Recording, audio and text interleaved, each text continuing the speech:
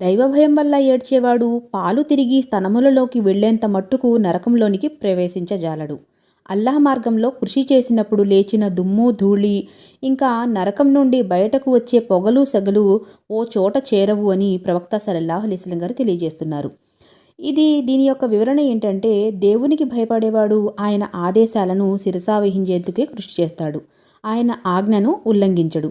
ఇంకా ఆయన న్యాయస్థానంలో ఒక రోజున జవాబు చెప్పుకోవాల్సి ఉంది అని భయపడుతూ గడుపుతాడు. అతని కళ్ళ నుండి దైవం యొక్క భయంతో కన్నీరు కార్చడం జరుగుతుంది. అలాంటి వ్యక్తిని గురించి పాలు పితికిన తర్వాత తిరిగి స్తనములలోకి ఎలా వెళ్ళవో నరకంలోనికి అతను కూడా అలా వెళ్ళడు అని ఇక్కడ హదీస్లో చెప్తున్నారు. ఏ వ్యక్తి అయితే దైవధర్మ స్థాపన కోసం కృషి చేస్తాడో అలాంటి వ్యక్తికి అనేక కష్టాలు కడగండ్లు వస్తూ ఉంటాయి. అల్లా దృష్టిలో అతనికి ఒక గొప్ప విలువ అనేది కూడా అప్పుడే ఏర్పడుతుంది. ఈ మార్గంలో కలిగే దుఃఖాలు బాధలు అన్నీ వృధాగా పోవు. చివరకు అల్లాహ్ వాటిని స్వర్గంగా మార్చి అల్లా తాలా అతనికి ప్రసాదిస్తాడు.